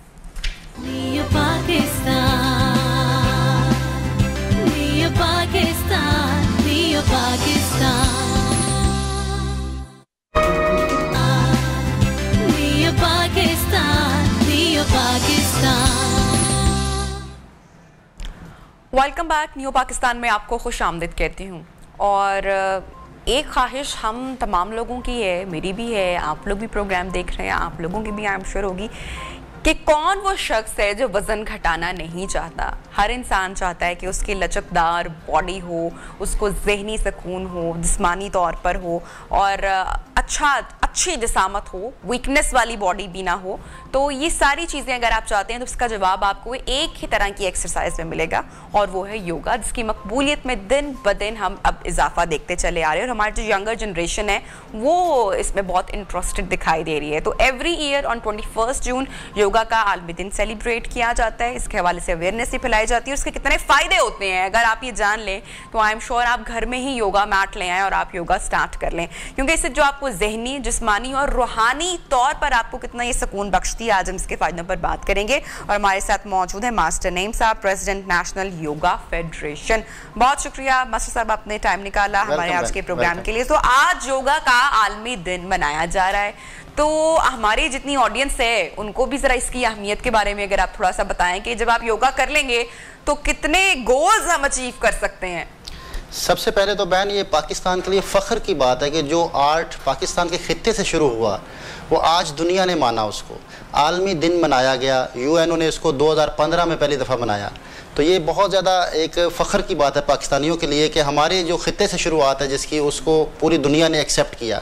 और योग और बाकी एक्सरसाइज में फ़र्क ये है कि जो बाकी एक्सरसाइज है उसमें आपका ब्रेन कंट्रोल में नहीं रहता, आप लम्हा मौजूद से कट जाते हैं, आप मेंटली पास्ट और फ्यूचर में चले जाते हैं, मूवमेंट करते हैं बॉडी की। मस्कुलर आपकी बॉडी को फ़ायदा ज़रूर होता है, मस्कुलर आपकी बॉडी की ब्लड सर्कुलेशन अच्छी होती है, लेकिन इंसान की सेहत का राज अपने अंदर छुपा हुआ है। जब तक इंसान मेंटली कनेक्टेड नहीं होगा अपने साथ, तब तक अच्छी सेहत नहीं हासिल कर सकता। दुनिया में जो सेहतमंद लोग गुजरे हैं या दुनिया में जितने लोग सेहतमंद ज़िंदगी गुजारते हैं वो लम्हा मौजूद के साथ जुड़ के रहते हैं, प्रेजेंट मोमेंट के साथ। तो योगा एक प्रैक्टिस है जो इंसान को लम्हा मौजूद के साथ जोड़ती है, इंसान को मेंटली इन्वॉल्व करती है, अवेयर करके ज़िंदगी गुजारने का तरीका सिखाती है। जितना आप अवेयर होकर ज़िंदगी को गुजारेंगे उतना आपने 24 घंटे योग के साथ गुजारा। आज हम दुनिया में पीछे इसलिए रह गए हैं कि हम मेंटली प्रेजेंट नहीं है, हम चीज़ों में खो जाते हैं, पास्ट में खो जाते हैं, फ्यूचर में खो जाते हैं। पास्ट डिप्रेशन है, फ्यूचर एंग्जाइटी है। जब तक हम प्रेजेंट मूवमेंट में नहीं आएंगे हम काम करने की सलाहियत को बेहतर नहीं कर सकते। तो अगर हम अपने काम की सलाहियत को बेहतर करना चाहते हैं तो उसके लिए हमें योग करना पड़ेगा। ज़हनी तवानाई भी बख्शता है, रिलैक्स करता है बॉडी को, जिस्म को। हम यूँ कहते हैं इसको कि जितने आपके थॉट्स ब्रेन में ज़्यादा आएंगी वो वायरस है। जैसे ही आपकी थॉट्स चलती हैं पास्ट या फ्यूचर, ये वायरस है। अब जितना कंप्यूटर में वायरस आ जाए उतना कंप्यूटर स्लो हो जाता है, आपका मोबाइल की ऐप्स ज़्यादा खुल जाए मोबाइल हेल्ड हो जाता है। अब ये ब्रेन आपका कंप्यूटर की मानद है। अगर आपके ब्रेन में आपकी थॉट्स चल रही हैं तो आप कभी भी जो है फ्रेश लाइफ नहीं गुजार सकते। लम्हा मौजूद में जो आप प्रेजेंट मोमेंट में जो काम कर सकते हैं वो उसकी आपकी जो काम करने की सलाहियत है वो कम हो जाएगी। उस सलाहियत को अगर आप बढ़ा लेंगे आप प्रेजेंट मोमेंट में आके, तो आपका फ्यूचर ऑटोमेटिकली अच्छा हो जाएगा। इंसान का फ्यूचर जुड़ा हुआ है प्रेजेंट मोमेंट के साथ। इंसान की जो जिंदगी की सारी तरक्की और प्रेजेंट मोमेंट के साथ जुड़ी हुई है। तो इसमें आसान तरीका बताता हूँ, बहुत मुश्किल नहीं है, चेयर पर बैठे आप कर सकते हैं। कभी हमने अपने सांस को फील नहीं किया। आज इंसान जो सांस लेता है वो ना होने के बराबर है, ना क्वालिटी ऑफ ऑक्सीजन है ना क्वांटिटी ऑफ ऑक्सीजन है। कमरों में बंद कर लिया अपने आप को, क्वालिटी खत्म हो गई। और क्वांटिटी वैसे ही ऑक्सीजन की नहीं हम लेते क्योंकि सांस लेते नहीं है। और इंसान का जो फ्यूल है बॉडी का वो ऑक्सीजन है। खाए पिए बगैर आप 40 दिन तक जिंदा रह सकते हैं, लेकिन ऑक्सीजन के बगैर 5 मिनट भी जिंदा नहीं रह सकते। Very true. तो हमें जो है वो अपनी सांस पे तवज्जो देनी है। अगर हम बैठे बैठे सिर्फ थोड़ी देर के लिए अपनी सांस को सिर्फ आप रीड करें, आपने सांस को लंबा इनहेल करना है जैसे देखते हुए ले रहे हैं, और निकालते हुए उसको स्लो निकालिए। जितना आप सांस को निकालते हुए स्लो कर लेंगे उतना आपका ब्रेन कंट्रोल में आएगा, क्योंकि जब आप सांस को कंट्रोल में करते हैं, योग ये कहता है कि जितना आपकी सांस पे महारत है। एक बड़ी आम बात है और आप लोगों के साथ भी होती होगी कि जब हम हाइपर हो जाते हैं या जब हम एंजाइटी में जाते हैं या किसी से लड़ झगड़ रहे होते हैं तो हमारी सांस फूलना शुरू हो जाती है। तो ये हमारा जो ब्रीदिंग एक्सरसाइज है, और आप जितना हमारी सांस नॉर्मल या बहुत काम एनवायरनमेंट में बैठे होंगे, जितना जहन को सुकून होगा, आप उतना फोकस्ड होंगे। जी हाँ, ऐसे ही है, बिल्कुल सही कहा आपने। तो बहन सांस को स्लो मैंने कहा निकालें। जितना आप सांस को स्लो निकालेंगे, अगर आपने 1 सेकंड में सांस को लिया है तो 3-4 सेकंड में उसको एक्सहेल करें। जितना आप सांस को निकालने में कंट्रोल लेके आएंगे, आपका ब्रेन उतना कंट्रोल में आना शुरू हो जाएगा। आप मेंटली डिसऑर्डर की तरफ नहीं जाएंगे। इंसान जब मेंटली डिसऑर्डर की तरफ जाता है तो उसकी सांसें कंट्रोल में नहीं होती। सांसें तो ये फॉर्मूला काम आएगा अगर घर में मियां बीवी का भी झगड़ा हो रहा है तो अक्सर कहते हैं लंबे सांस लो, पानी पी लो, तो क्या ये गुस्से को भी कम करेगा? एक चीज मैं याद रखिए, गुस्से के लिए मैं बताता हूँ आपको। जब इंसान को गुस्सा आता है ना, हाँ। तो उसके सेंसरी नर्व्स एक्टिव होते हैं, वो चीजों को सेंस कर रहा होता है। इंसानी जिस्म के अंदर 2 तरह के नर्व्स जो दिमाग के साथ जोड़ते हैं बॉडी को, सेंसरी नर्व्स और मोटर नर्व्स हैं। मोटर नर्व्स वो हैं जो दिमाग का ऑर्डर बॉडी के ऊपर अप्लाई करते हैं। जो आप फिजिकली मूवमेंट करते हैं ये मोटर नर्व्स के जरिए से होती है। और जो सेंसरी नर्व्स हैं वो बॉडी के एहसासात को दिमाग तक पहुंचाते हैं। तो जब सेंसरी नर्व्स एक्टिव होते हैं तो गुस्सा आता है। आप चीज़ों को महसूस कर रहे हैं, बहुत छोटी छोटी चीज़ों को महसूस कर रहे हैं, गुस्सा आएगा। उसका बेहतरीन सोल्यूशन यह है कि आप मूवमेंट शुरू कर दें, फिजिकली मूवमेंट। आप वहाँ से थोड़ा वॉक करें, आगे चले जाएं, दूसरे रूम में चले जाएं। मूवमेंट करने से आप मोटर नर्व्स को चला दें, आपका गुस्सा खत्म हो जाएगा। इंसान का गुस्सा खत्म करना कोई मुश्किल नहीं है अगर उसको डाइवर्ट डाइवर्ट करना है। आपने ब्रेन को डाइवर्ट करना है, सेंसरी नर्व से मोटर नर्व्स की तरफ लेके आना है। तो आपने अगर खड़े हैं तो बैठे, जैसे मसनून भी अमल है कि अगर हदीस में आया कि जैसे उसका मफहूम है कि अगर आपको गुस्सा आ जाए तो आप खड़े हो तो बैठ जाएं, बैठे हैं तो लेट जाएं, आप पानी पी लें, मूवमेंट। अच्छा, अब हम जरा बात करते हैं वजन घटाना जो लोग चाहते हैं, जो ओबेसिटी का शिकार होते हैं, तो योगा कैसे उन लोगों को हेल्प आउट कर सकते हैं? फर्स्ट ऑफ ऑल कि अगर आप बहुत बड़े बड़े प्लेटर्स खा रहे हैं, नान और चने खा रहे हैं, हलवा पूड़ियाँ खा रहे हैं, फिजी ड्रिंक्स नहीं छोड़े, उसके बाद आप कहेंगे भाई योगा करने से तो कोई असर नहीं पड़ा, तो सबसे पहले तो आप अपने खाने का पैटर्न, अपना स्लीप पैटर्न जरा दुरुस्त करें, डिसिप्लिन लेकर आएँ। और उसके बाद अगर कोई शख्स ये सब कुछ कर रहा है, स्लीप पैटर्न उसका दुरुस्त है, खाने पे कंट्रोल है, तो योगा कैसे हेल्प आउट कर सकता है? बहन, टॉक्सिन्स खारिज करने के जराए हैं बॉडी के। बॉडी से एक आप जो है वो आप टॉक्सिन्स आपके पसीने के ज़रिए से खारिज होते हैं। आपकी जो टॉक्सिन्स बॉडी के अंदर फैट बनती है, टॉक्सिन्स अगर आपके खारिज होना शुरू हो जाए, आपका अखराज का निज़ाम अच्छा हो जाए तो आपकी बॉडी में फैट नहीं आ सकती। जितने टॉक्सिन्स कम होंगे आपकी बॉडी फैटलेस होगी। जितने टॉक्सिन्स जिस्म में रह जाएंगे, आपका एग्जॉस्ट सिस्टम ठीक नहीं है तो आप मोटापे का शिकार होंगे।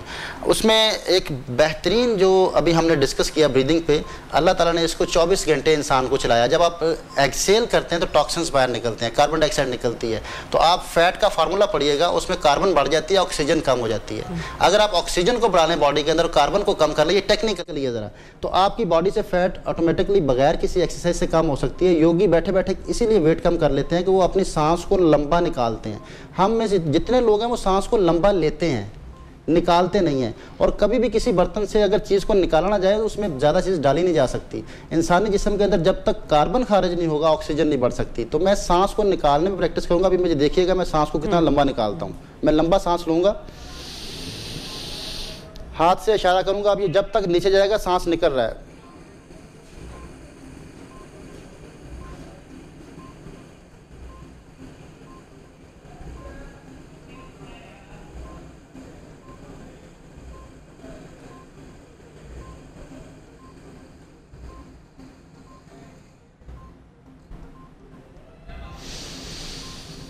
ये इस तरह अगर आप सांस को निकालना शुरू कर दें, लंबा गहरा सांस निकालना शुरू कर दें, ग्रेजुअली प्रैक्टिस में लेकर आना है इसको, आहिस्ता आहिस्ता आहिस्ता, एकदम नहीं होगा।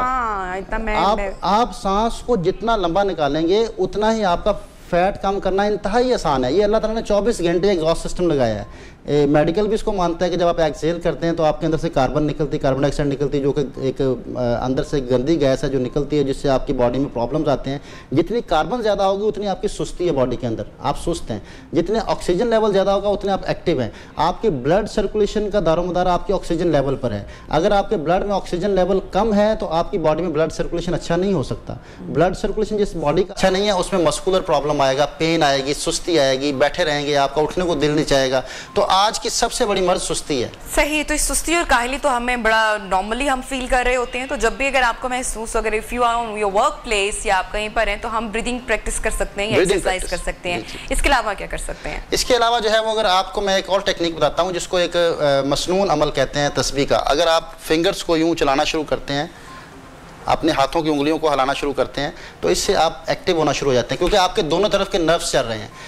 अगर आप ये देखें कि जो राइट हैंड से काम करते हैं उनका एक ब्रेन चलता है लेफ्ट, जो लेफ्ट हैंड से काम करते हैं उनका राइट ब्रेन चलता है। तो अगर आप दोनों हाथों को अलग अलग से यूज़ करना शुरू कर दें तो इससे आपकी जो है वो आपका ब्रेन दोनों एक्टिव होते हैं, जिससे आपकी फ़ौरन सुस्ती ख़त्म होती है, फ्रेशनेस आना शुरू होती है। और आप टिप्स को दबा सकते हैं, आपने टिप्स, फिंगर टिप्स को आप हल्का हल्का दबाएं, इससे भी आपकी सुस्ती ख़त्म होती है। सही, फ़ौरन आप एक्टिव होना शुरू हो जाते हैं। अच्छा, अगर हम थोड़ी सी योगा की हिस्ट्री की बात करें तो ये इसकी कहाँ से हिस्ट्री चली आ रही है, इसकी तारीख क्या है? कमोबेश मैन 6000 साल पुराना ये आर्ट है, और इसको माना जाता है, दुनिया ने मान लिया इसको कि इंडस सिविलाइजेशन जो कि हमारे सिंध से शुरुआत है उसकी, मोहनजोदाड़ो, जिसका जहाँ से इंटरनेशनल योगा की स्टैंप निकली है, जो दुनिया में आज स्टैंप मानी जाती है वो मोहनजोदाड़ो से निकली है। और फिर आप इधर टेक्सला की तरफ आ जाएं तो टेक्सला में बाकायदा बुद्धा के गार हैं, बुद्धा के वहाँ पे प्रैक्टिस करने की जगह हैं, मेडिटेशन करने की जगह मौजूद हैं टेक्सला में। फिर आगे आप सवात में गंधारा तहजीब में चले जाएँ, गंधारा तहजीब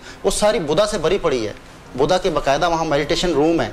तो इससे ये साफ साफ जाहिर है कि ये हमारे पाकिस्तान से मेडिटेशन या योगा कितना इम्पोर्टेंट है, कितने टाइम के लिए हम इसको दिन में कर सकते हैं और किस टाइम पे कर सकते हैं, ये टाइमिंग्स पे क्या इम्पोर्टेंट है या बस करना जो है वो मोस्ट इम्पोर्टेंट है? बहन, जब आपको लगे कि आपका ब्रेन में जंक फाइल्स बढ़ गई हैं तो आप फ़ौरन उसको डिलीट करने के लिए जो है आप फ़ौरन मुराकबा करें। मुराकबा बेसिकली आपके दिमाग को खाली करने का नाम है, थॉटलेस पोजीशन का नाम मुराकबा है।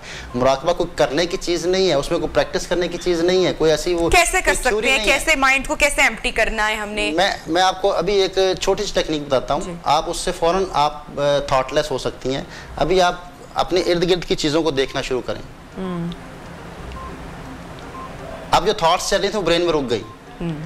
इंसान जैसे ही अपने आंख का इस्तेमाल करता है वो लम्हा मौजूद के साथ जुड़ जाता है। इंसान की आंख जहाँ देखती है वहाँ उसका दिमाग पहुँच जाता है। तो दिमाग को रोकने का वाहिद ज़रिया इंसान की आंख है। अगर आप आंखों की एक्सरसाइज करते रहते हैं, आप आंखों को झपकते हैं, खोलते हैं, तेज़ी से नहीं, अपने कंट्रोल से। आपका ब्रेन चाहे तो उसको बंद करें, ब्रेन चाहे तो खोलें, ये भी एक मुराकबे की बेसिक किस्म है। अगर आप आंखों को क्लॉकवाइज घुमाएं देखते हुए चारों तरफ, ये भी आप लम्हा मौजूद के साथ जुड़ रहे हैं, आप थॉटलेस हो रहे हैं। दूसरी इसकी टेक्निक ये है कि आप वन लेग पोज करें, एक टांग पे खड़े हो जाएं। आपको कॉन्शियस होना पड़ेगा। ठीक, जितना आप कॉन्शियस लाइफ गुजारेंगे उतने आप थॉटलेस हैं। जैसे अक्सर हम टेक लगा के बैठ जाते हैं, आप टेक छोड़ के बैठ जाएं, आप कॉन्शियस हो जाएंगे। कमर को सीधा कर लें, ऐसी चीज़ें करनी जिससे ब्रेन को आप रोक सकें। ब्रेन आपका तेज़ दौड़ रहा है, उसको रोकना है, उसको रोकना आपका मेडिटेशन है। और मेडिटेशन आप 24 घंटे किसी भी जगह कर सकते हैं। अगर हम लम्हा मौजूद में रहेंगे तो इससे हमारी बाकी ज़िंदगी अच्छी हो जाएगी। थैंक यू सो मच, आपने टाइम निकाला हमारे प्रोग्राम के लिए और योगा के आलमी दिन के हवाले से आप गुफ्तगू कर रहे थे एंड वेरी इंटरेस्टिंग, बहुत ज़बरदस्त रहा। वज़न भी घटा सकते हैं, जिसम में लचक भी पैदा कर सकते हैं, जहनी जिस्मानी रूहानी सुकून और उसकी तस्कीन भी आपको मिल सकती है। लेंगे यहाँ पर प्रोग्राम में ब्रेक और उसके बाद आपको दोबारा ज्वाइन करते हैं।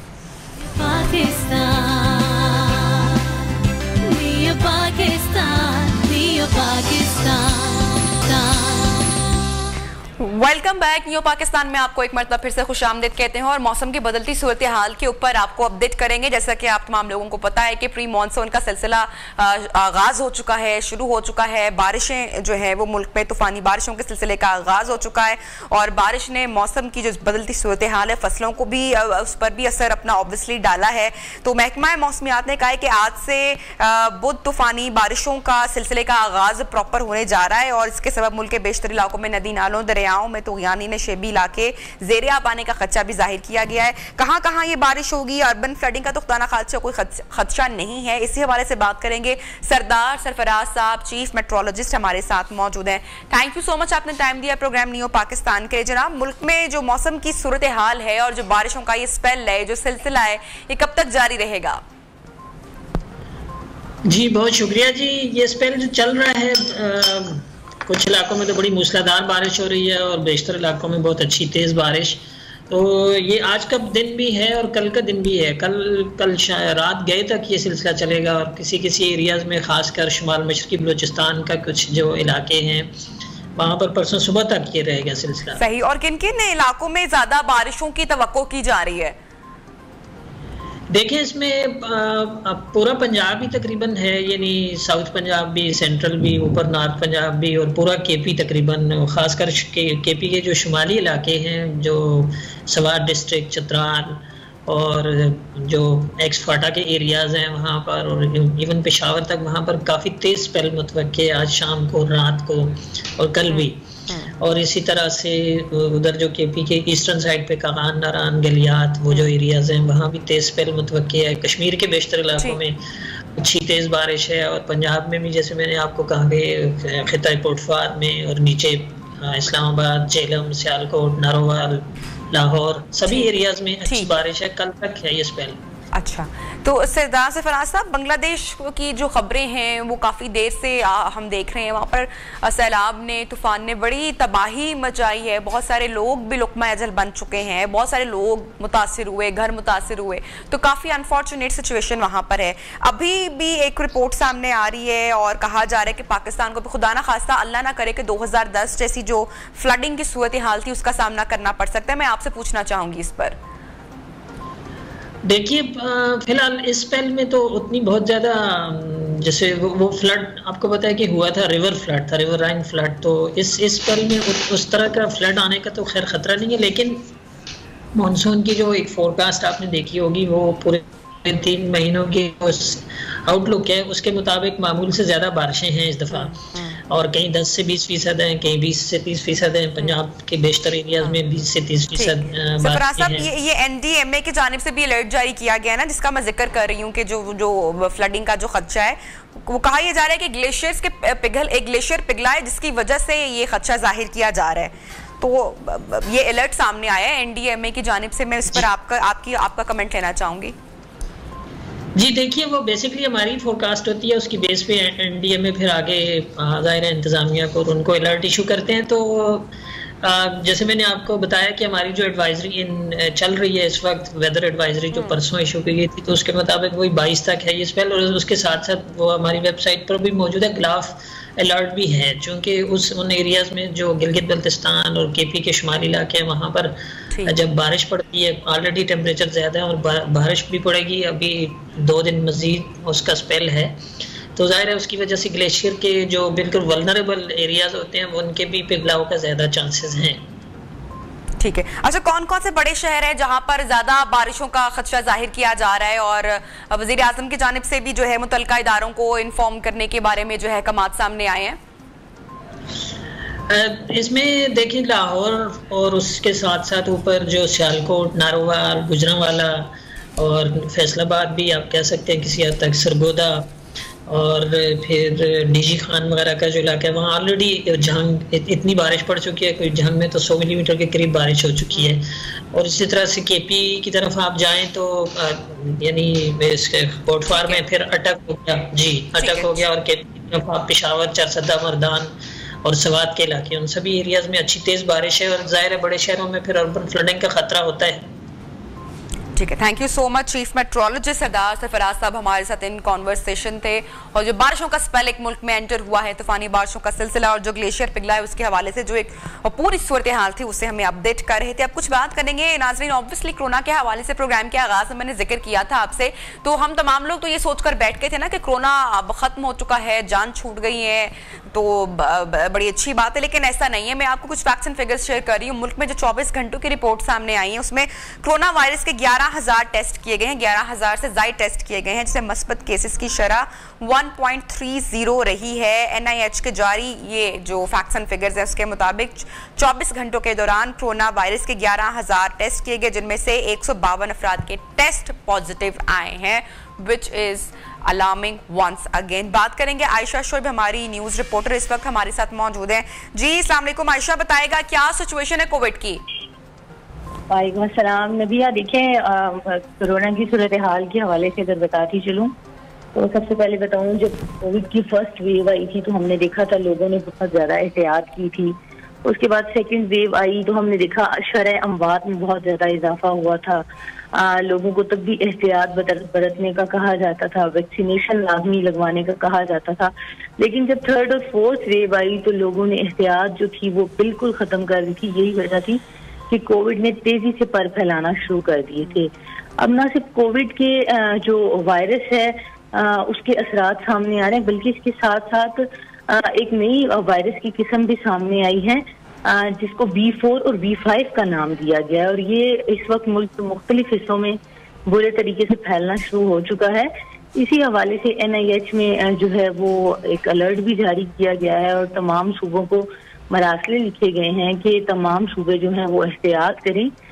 जिस तरह शॉपिंग मॉल्स, मार्केट्स को जल्दी बंद करने के अहकाम जारी हुए हैं, इसी तरह लोगों को भी एहतियात करने का कहा जा रहा है, वैक्सीनेशन लाजमी लगवाने का कहा जा रहा है। ये जो नई किस्म आई है, देखिए नबिया, इसके हवाले से भी जो सूबे हैं मुख्तलिफ, उनको मुख्तलिफ मरासले भी रखे गए हैं जिसमें उनको हदायत जारी की गई हैं कि तमाम सूबे जो हैं वो लोगों को यकीन दहानी करवाएं कि वो वैक्सीनेशन लाजमी करेंगे, इसके साथ साथ फेस मास्क का इस्तेमाल करेंगे, समाजी फासले को यकीनी बनाएंगे। लेकिन कहानी हमें इसकी बिल्कुल टोटली बरक्स नजर आती है।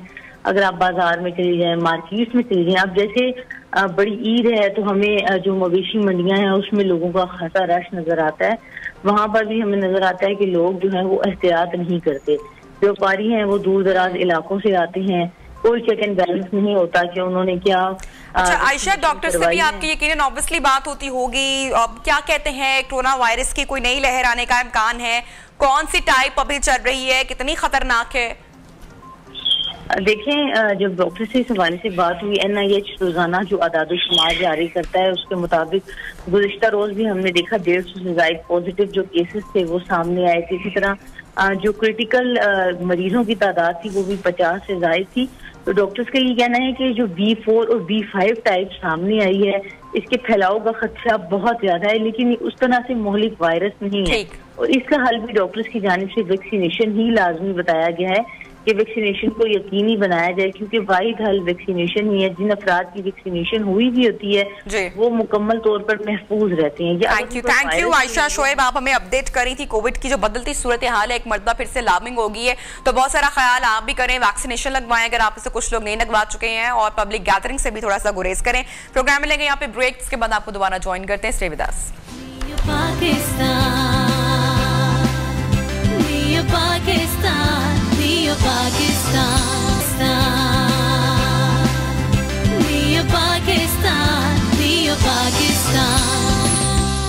Welcome back. न्यू पाकिस्तान में आपको खुश आमदीद कहते हैं कि आज के जदीद दौर में जिस शख्स के पास मोबाइल फोन है और इंटरनेट की सहूलत भी मौजूद है और उसके बावजूद अगर वो पैसा नहीं कमा रहा उससे, तो इसका मतलब है कि वो उस जदीद दौर में नहीं है, वो बहुत पीछे है, माजी में है, क्योंकि टेक्नोलॉजी इतनी एडवांस हो चुकी है और हर शख्स जो कि थोड़ी सी नोहाव रखता है वो कमा रहा है इंटरनेट के थ्रू। लेकिन कैसे, ये पता होना बेहद जरूरी है। तो इसलिए आपकी अवेयरनेस के लिए हमने सोचा कि क्यों ना एक ऐसा प्रोग्राम बनाया जाए, सेगमेंट बनाया जाए, जिसमें आपके भी सारे सवालों के जवाब हम आप तक पहुंचाएं। तो जनाब, ऑनलाइन कारोबार शुरू कैसे किया जा सकता है और शुरू करने के बाद के कौन से मराहिल हैं और पैसे कैसे कमाया जा सकता है और कितना, ये सब हम आज जानेंगे। हमारे साथ मौजूद है ब्रैकले लर्निंग के CEO उस्मान अख्तर साहब। उस्मान साहब, thank you so much for joining us. आपने हमारे प्रोग्राम के लिए टाइम निकाला। तो मुझे बताएगा कि अब ये सब कुछ, ये सारे मामला आसान हो चुके हैं, ऑब्वियसली लोग, टेक्नोलॉजी इतनी एडवांस हो चुकी है, बहुत सारे लोग नो हाउ भी रखते हैं, लेकिन किस तरह से? जी, ऑब्वियसली आपने बड़ी अच्छी बात की कि मोबाइल फ़ोन से और इंटरनेट की सहूलत से पैसे कमा सकते हैं, और अगर आप अपने इर्द गिर्द जो है लोग देखेंगे तो ऑलरेडी पैसे कमा रहे हैं। मुझे अक्सर हैरानी ही होती है कि हम पाकिस्तान में रहते हुए हम लोग जब पूरी दुनिया में अपना बिजनेस या ई-कॉमर्स का बिजनेस कर सकते हैं तो हम क्यों नहीं करते। अगर हम पूरी दुनिया में अपना बिजनेस स्टार्ट करते हैं तो हमारे पास ये अपॉर्चुनिटी है कि हम इंटरनेट से जुड़ के और हम जो है वो पूरी दुनिया के अंदर अपना बिजनेस स्टार्ट कर सकते हैं। इसके अंदर बहुत सारी मार्केट प्लेसेस हैं जहाँ पर आप अपनी प्रोडक्ट्स बेच सकते हैं। इसके अलावा आप अपनी वेबसाइट बनाकर अपनी प्रोडक्ट सेल कर सकते हैं। तो हमारे पास बहुत वास्ट अपॉर्चुनिटी है, अगर हम इसको ग्रैब करना चाहें तो हम इसको कर सकते हैं। अदरवाइज लेकिन हम लोग क्या करते हैं कि हम मोबाइल फ़ोन का उस तरीके से यूज़ नहीं कर रहे। पॉजिटिव नेगेटिव तो हमने सब सुना हुआ कि होता है, लेकिन अगर हम पैसे कमाना चाहते हैं तो पैसे कमाना आजकल के जदीद दौर में बिल्कुल भी मुश्किल नहीं है। अगर कोई कहता है जी मैं पैसे नहीं कमा पा रहा तो वो उसकी अपनी गलती है। और उस्मान साहब समटाइम किसी शख्स से मुलाकात होती है ना तो वो बहुत ही लगता है कि मतलब फुल ऑफ टैलेंट है और बहुत ज़्यादा क्रिएटिव है, बहुत अच्छा काम भी कर रहा है, लेकिन दे डोंट नो कि क्या करना है, इसको सेल कैसे करना है या दुनिया को कैसे दिखाना है अपना टैलेंट या बहुत सारी चीज़ें। अच्छा, मुझे बताइएगा कि कौन कौन से ऐसे स्किल्स हैं, कौन कौन से ऐसे कोर्सेज हैं, कौन कौन से ऐसी ट्रेनिंग है जो एक आम इंसान अगर जान ले या कर ले या समझ ले तो उसके लिए कारोबार करना ऑनलाइन आसान हो जाता है। मेरी तरफ से और हमारी ब्रैकले लर्निंग की तरफ से फ्री कोर्सेज अवेलेबल हैं। कोई चाहे तो जाके उसको भी स्क्रॉल डाउन कर ले। अदरवाइज इंटरनेट भरा पड़ा है, यूट्यूब भरी पड़ी है। उसके अलावा जो है अगर आप जाएंगे तो आपको बहुत सारे कोर्सेज मिल जाते हैं। अब इसमें जब ऑनलाइन अर्निंग की तरफ हम आते हैं तो हमारे पास एक फील लाइक हम चाहते हैं कि हमने ई कॉमर्स की तरफ आना। ई कॉमर्स का मतलब कि हम लोगों ने इलेक्ट्रॉनिकली अपना बिजनेस स्टार्ट करना है, ठीक है। उसके हवाले से हम क्या करते हैं कि हम लोग जो है वो एक स्किल सीखते हैं। बहुत जेनेरिक सी स्किल है,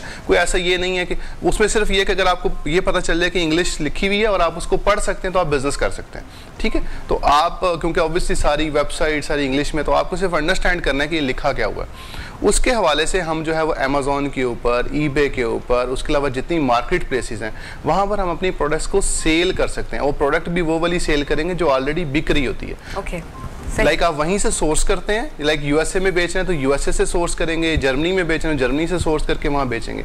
और पाकिस्तान में रहते हुए आप तमाम कंट्रीज में सेल कर सकते हैं। हमारे पास ये अपॉर्चुनिटी अवेलेबल है। जैसे हमारे यहाँ बहुत सारे लोग अभी दराज इज अ फेमस वेबसाइट और वहाँ पे सब लोग करते हैं ऑर्डर, लेकिन अब तमाम लोग अमेज़ॉन पे शिफ्ट हो रहे हैं और वो क्योंकि सब बिग प्लेटफॉर्म, तो सबकी कोशिश ये है कि वहां पर अगर आप जाएंगे तो दुनिया फिर आपके आगे है ना। तो उसके लिए लोग रजिस्टर्ड किस तरह से करवाना, क्या आसान काम है और जी बिल्कुल आसान काम है, ऐसा नहीं है। लेकिन ये है कि जो इसमें देखना होता है कि उनकी कुछ फॉर्मेलिटीज़ हैं, डॉक्यूमेंट्स ये चाहिए आपको, लेकिन वो पाकिस्तान से बन जाता है। वो ऐसा ये नहीं है कि बन नहीं सकता, बहुत सारे लोग बना चुके हैं ऑलरेडी। तो अगर इसके ऊपर अगर आप फेसबुक ग्रुप में हमारे जाएंगे तो वहाँ लोगों को नजर आएगा कि कैसे कैसे जो है लोग अपना अकाउंट बना रहे हैं। अकाउंट बनाना इज़ नॉट अ प्रॉब्लम, लेकिन the problem is that what you want to sell on this website, ठीक है। अकाउंट तो आपकी पूरी दुनिया में जिस वेबसाइट पर जाएंगे तो बन जाएगा। अगर फॉर एग्जाम्पल आपको पाकिस्तान अलाउ नहीं कर रहा, like Pakistani passport is not allowed, या पाकिस्तानी शख्स नहीं अलाउ, या पाकिस्तानी एड्रेस नहीं अलाउ, हम बाहर की कंपनी बना के उसकी बेस पे बना लेंगे। Company formation is not a problem. आप यूके में कंपनी बड़ी आसानी से बना सकते हैं, आप फ्रांस में बना सकते हैं, यूएसए में बना सकते हैं, और वो कंपनी आपको तमाम प्लेटफॉर्म अनलॉक कर देगी जिसकी वजह से आपके आगे हर्डल है। अब कहने का मकसद, जैसे दराज आपने पाकिस्तान में बताया बहुत सारे लोग काम कर रहे हैं, लेकिन अब दुनिया, क्योंकि ऑब्वियसली वो लोग अब जब देखते हैं कि दराज जो है उस पर हम सेल करें, हम इंटरनेशनल मार्केट्स में जाएं तो इंटरनेशनल में जो है वहाँ पे भी सेल करना, जिसके अंदर अमेज़ॉन, ईबे, वॉलमार्ट, ठीक है, ऑन बाय, बहुत सारी मार्केट प्लेसेस हैं। अब मार्केट प्लेस क्या होती है, जो सुनने वाले उनको समझाना चाहूँगा। मार्केट प्लेस वो है जहाँ पे ऑलरेडी सेलर्स और बायर्स अवेलेबल है। बायर आ रहा है, वो प्रोडक्ट खरीद रहा है, हमने देखना है कि ये प्रोडक्ट जो है वहीं से सोर्स करनी है। हम लोगों ने इन्वेंट्री होल्ड नहीं करनी, लाइक स्टॉक खरीदना नहीं है। जैसे ही हमारे पास ऑर्डर आएगा हम अपने सप्लायर से खरीद के अपने कस्टमर तक पहुँचा देंगे। अच्छा, तो उस्मान साहब ये जो सेलिंग की हम बात कर रहे हैं और आपने भी जिसका जिक्र किया, इसके लिए देखें थोड़े से स्किल्स भी चाहिए होते हैं, तो हर इंसान के लिए सीखना इतना आसान नहीं होता। तो कैसे इसको एनहांस किया जा सकता है, कैसे इसको बेटर किया जा सकता है? देखें, इसको स्किल को पॉलिश करने के लिए जैसे मैंने बताया कि हमारी तरफ से फ्री कोर्सेज हैं, जिसमें बेल कहते हैं, ब्रैकले ई लर्निंग सीरीज है हमारी। और ये कितनी देर के हैं?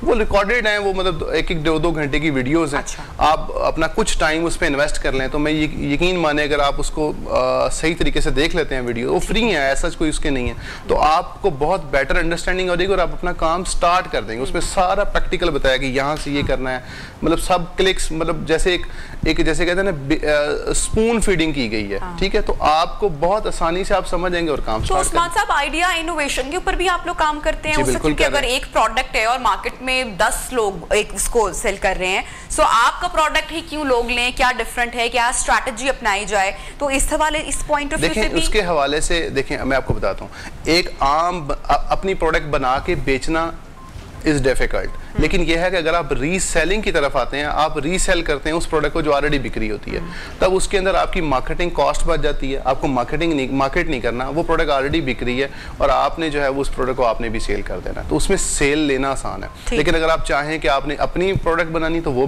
भी बन सकती है, वो बनाई जाती है, लेकिन उस पर आपको एडवर्टाइजिंग कॉस्ट, उसको प्रमोट करना, वो एक अलग एक आपको पूरा सेगमेंट है। लेकिन अगर आप रीसेल करते हैं तो एक आम पर्सन जो बैठा हुआ है इस वक्त हमें सुन रहा है, तो वो ये समझे कि अगर उसके पास 10,000 रुपए हैं तो वो उससे भी ये बिजनेस शुरू कर सकते हैं। तो ये बेसिकली ऑनलाइन है एवरी टाइम, या कोई अगर आप किस तरह से हमारी छुट्टी होती है ना, यू नो टाइमिंग्स होती हैं हमारे यहाँ 9 to 5 की होती हैं, तो इसमें किस तरह से हमने फॉलो करना है सारे पैटर्न? इसमें हम लोग जिस कंट्री में सेल कर रहे हैं हमें उसका टाइम जोन फॉलो करना पड़ता है। अपनी कंट्री का, फॉर एग्जांपल हम पाकिस्तान में जिस कंट्री में सेल कर रहे हैं, यस, अगर हम यूएसए में सेल करें तो वहाँ का टाइम जोन, यूके सेल करें तो वहाँ का टाइम जोन। लेकिन ज्यादातर लोग क्या करते हैं कि आपको शुरू में इसमें बहुत ज्यादा टाइम इन्वेस्ट नहीं करना। अगर आप 9 to 5 मसरूफ हैं तो 5 बजे के बाद आप कुछ घंटे इस बिजनेस पे, बहुत सारे स्टूडेंट्स हैं हमारे, बहुत सारे जो कि ऑलरेडी जॉब कर रहे हैं और साथ साथ उन्होंने इस बिजनेस को टेस्ट किया, बिकॉज ये बिजनेस टेस्ट करना आसान है। इस बिजनेस में जिसे कहते हैं फर्स्ट स्टेप लेना आसान है, कोई पैसे नहीं चाहिए, ठीक है, आपने सिर्फ सीखना और बिजनेस को शुरू कर देना।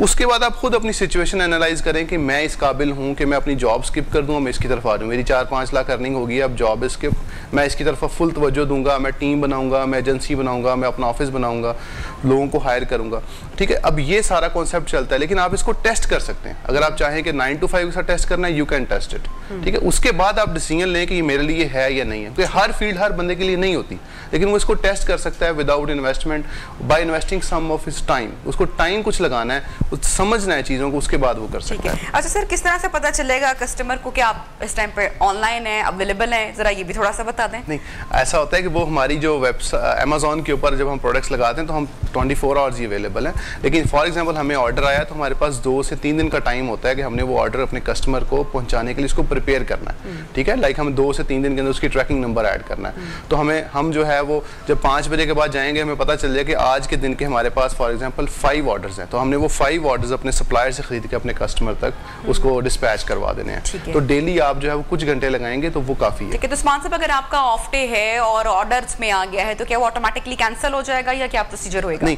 जब हमारा ऑफ डे होता है तो वहां पे भी ऑफ होता है, लाइक सैटरडे संडे ऑफ होता है, तो उसमें ये होता है कि वहां भी आप चाहें तो सैटरडे संडे अपना ऑन करना चाहें तो वो सिस्टम में ऑप्शन होता है, आप ऑन भी कर सकते हैं, लेकिन मोस्टली हम लोग ऑफ ही रखते हैं क्योंकि सैटरडे संडे हमें ऑफ मिल जाए तो हम उसके ऊपर अपना जो पूरे वीक का कोई काम रह गया होता है तो हम वो उस दिन वो कर लेते हैं। अच्छा, अब बहुत सारे लोगों को इंस्पिरेशन मिल गई होगी हमारा ये वाला सेगमेंट देख के और आपकी गुफ्तगू सुन के, तो जो लोग इंटरेस्टेड हैं सबसे पहले तो क्या करें, आप उनको गाइड कर दें।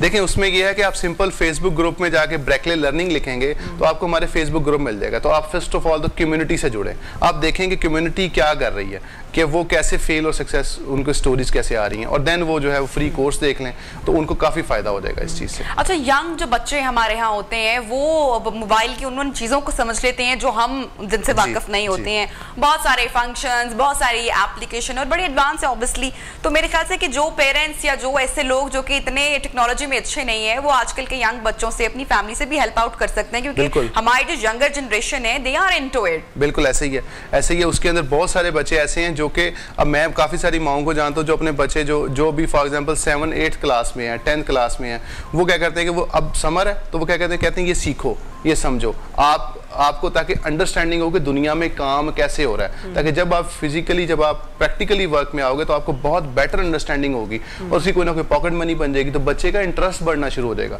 तो मैं ये रिकमेंड करूंगा कि जिन बच्चों की अब समर हॉलीडेज चल रही हैं वो इस स्किल को समझ लें, ठीक, उसके बाद जो है वो डिसीजन लें कि जब उन्हें प्रैक्टिकल लाइफ में जाना है तो उनको अंडरस्टैंडिंग हो कि अमेज़न ऐसे काम करता है। सबसे पहले तो आप कम्युनिटी से जाके अटैच्ड हो ऑन फेसबुक, फिर आप जब स्किल की अंडरस्टैंडिंग हासिल करेंगे, वो सीखेंगे, तो फिर आगे फर्दर जो काम है वो आपके लिए आसान होता चला जाएगा। अच्छा उस्मान साहब, बहुत सारे लोग ये पूछ रहे होंगे कि भाई कितना कमा सकते हैं, ये तो बताया ही नहीं है। देखें, कमाने का इसके अंदर लिमिट नहीं है। मैं बहुत सारे बच्चे जानता हूँ, मैंने एक बच्चे की स्टोरी अक्सर कोट करता हूँ हमारे पास, वो बच्चा, उसको इंग्लिश भी नहीं आती थी, मैंने पहले इंग्लिश की, तो वो क्या किया उसने कि ऑफिस में किसी गांव में रहता था, इंटरनेट की तार की कनेक्शन मतलब खींच के लगाया, इंटरनेट कनेक्शन लिया अपने पास, जो कि इंटरनेट भी अनस्टेबल था, स्टेबल नहीं था। तो उसके बाद उसने क्या किया कि इंग्लिश के मसले को हल करने के लिए उसने जो स्कूल टीचर्स थी उनको हायर कर लिया कि वो पार्ट टाइम आती थी, इनके जो क्यूरीज होती थी इंग्लिश में वो रिप्लाई कर जाती थी। तो वो जो है वो अप्रॉक्सीमेटली जो है वो 70 से 80 हज़ार डॉलर भी उस बच्चे ने कमाया। लेकिन अब कहने का मकसद ये कि आम बच्चा जब इस काम को स्टार्ट करेगा वो फॉरेन करेंसी में कमाएगा। तो फॉरेन करेंसी में अगर आप 1000 डॉलर भी कमाते हैं तो it equals 2 lakh rupees Pakistani.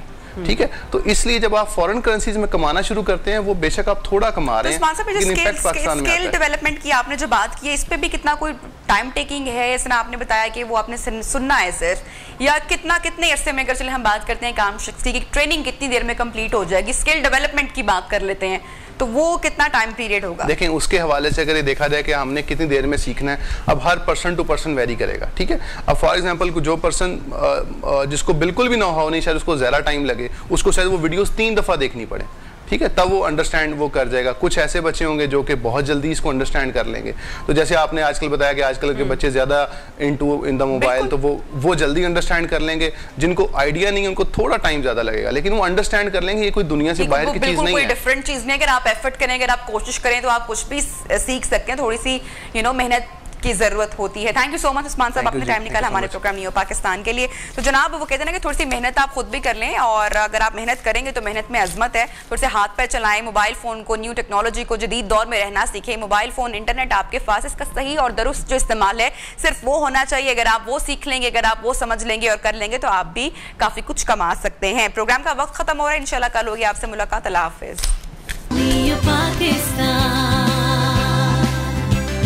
Pakistan, Pakistan.